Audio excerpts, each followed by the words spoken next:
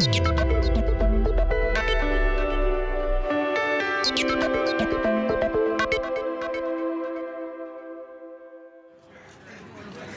Orleans Park School in south-west London, GCSE history results have risen year on year for the last 10 years. 5 years ago, 60% got at least a C. Now it's 80%, and half got an A or an A star.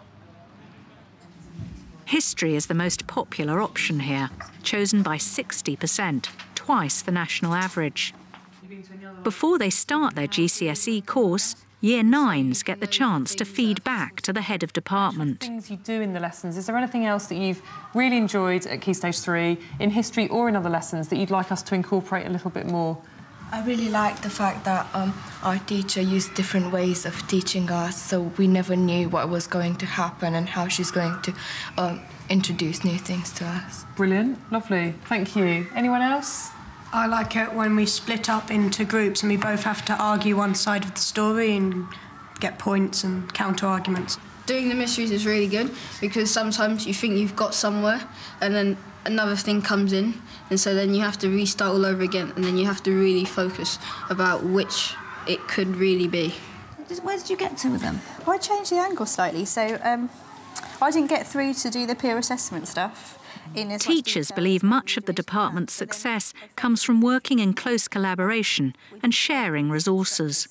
If any of us make any resources, we just put them into a central resource area on the computer, and then everyone can access them, and it just cuts down a lot of workload because we can all use each other's ideas, which is really, really helpful. Updating lessons is done as a team, though each teacher will add their own distinctive style.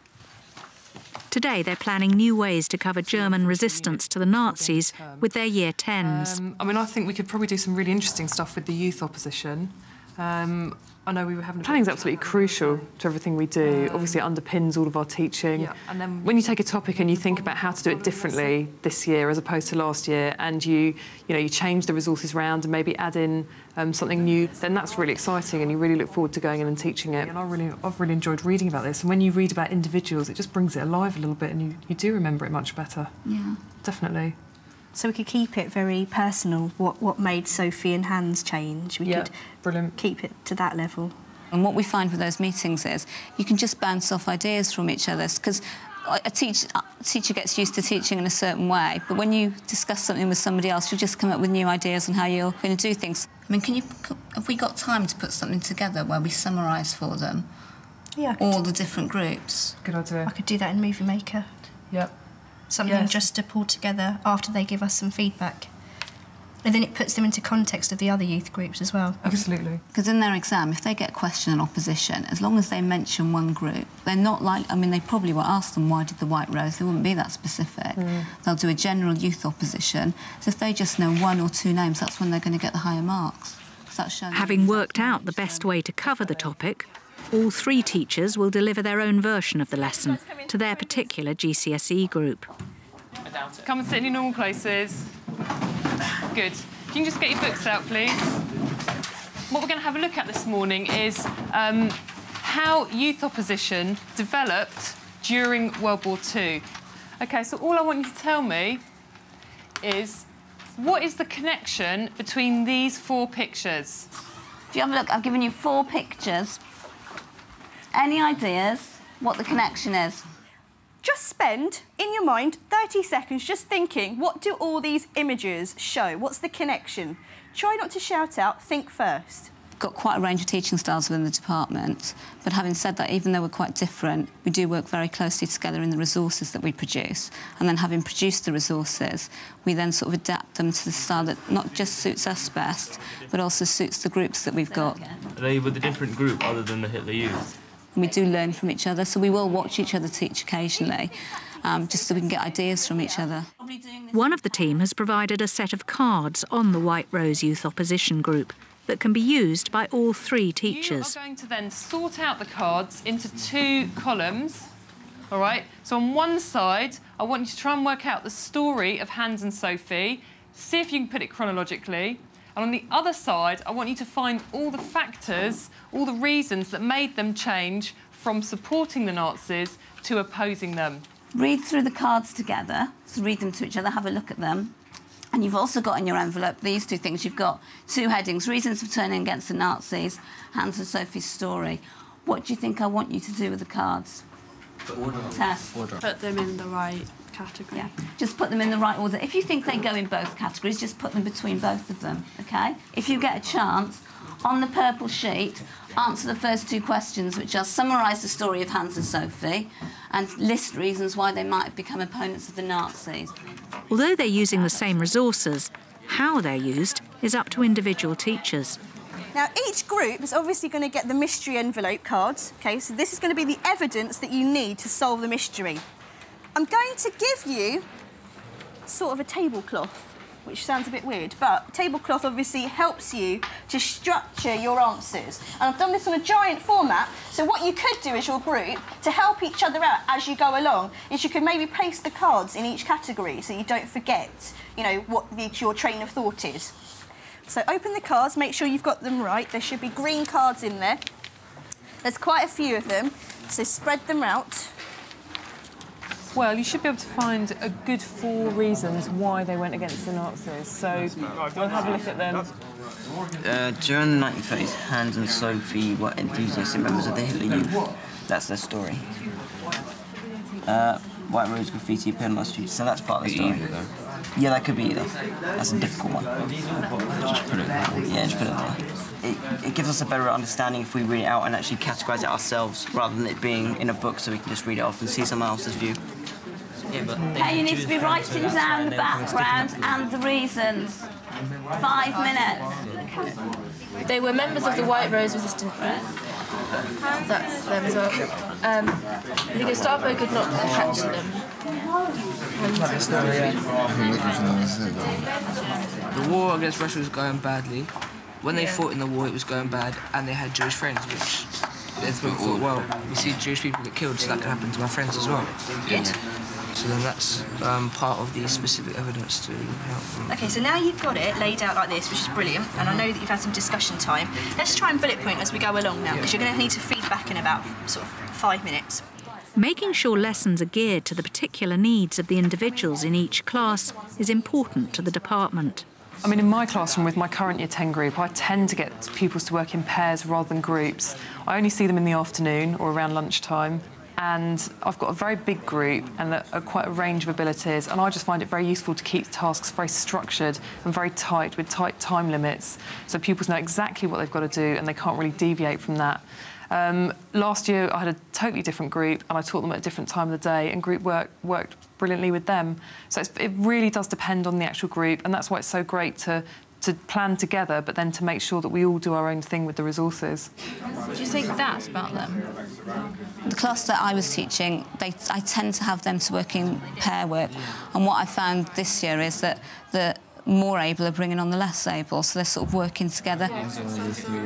They are mixed up, not just in ability, but also on who they'll work with, because there are friendship groups now that you don't necessarily want working with each other sometimes, or sometimes you do, so they're mixed up on that. My other group, which is much smaller, tends to do more sort of 2, well, 3 or 4 people in a group, and it does vary on your activity. What kind of role model is that providing? What kind of example is that providing? They need to stand up against, like, following their father's footsteps. Absolutely. Harry, do you think that... For me, I like to split them up randomly because I want that whole team spirit factor, so that when we come to do revision and things like that, they don't feel necessarily there are any barriers and they can work with anybody in the class. It's a small class, and so if you end up streaming so soon and they feel that they're not A grade or B grade, I think that would shut them down. Regular analysis of exam questions and learning how to assess answers is seen as key to the department's success. Once again, the 3 teachers share resources, but adapt them to their own classes. OK, now on the white sheet, you have got 2 different answers from past pupils to an exam question that you could get on youth opposition to the Nazis. And what we've given you on the yellow sheet is a peer assessment grid. OK, so what I'd like to do, please, all right, examine the mark scheme, look at the answer and underline the parts that you think deserve a mark, and then work out what mark you would give them. And if you get time, if you can put down something that you think went well in that answer or something I needed to add, then that would be fantastic. There's 4 marks for it. To get the full 4 marks, they've got to name some groups and give reasons why those people resisted to get the full 4 marks. If they just describe the groups and don't really give you any reasons about why they did resist, they're only going to get about 2 marks. But I want to give you a taster of the type of exam questions you would be having in the exam. Here are other people's answers, OK? Let's see whether we can recognise what makes a good answer. It's only worth 4 marks. I think when we start peer and self-assessing exam answers, pupils find that very difficult because they just maybe want to write down what they know without giving any analysis, for example, or without looking at where the source comes from and analysing that.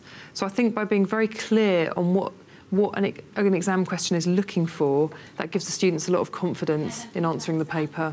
It's only once you've established the mark that you can then work out this bit. Oh, OK. Yes. Yeah. And also, I mean, to get a level 2, it's got to explain more than one reason. Yeah, so... We try and get the pupils to predict what questions are going to come up, because often in an exam, people will see a question and be put off by it, and they've studied it, the phrasing's wrong. So we encourage them to just think, when you go in that exam, there'll be nothing there that we haven't taught you. You've just got to think outside the box and try and work out what they're actually asking you. If you've given them a mark, you've got to say what went well and what could have been better. And then check with whoever's next to you that you've given them the same marks. I'm doing the how successful were opposition groups within Germany during the war, and that's a 5-mark question. And I think because we're pushed to do higher mark questions, then that forces us to learn more and take in more to get a better result. That's why we get good results in the school.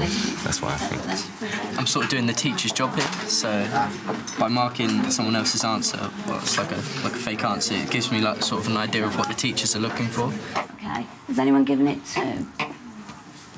Has anyone given it 4? OK. Barry, why have you given it 4? Because he described his answer well and went into depth more about it than what the other person did.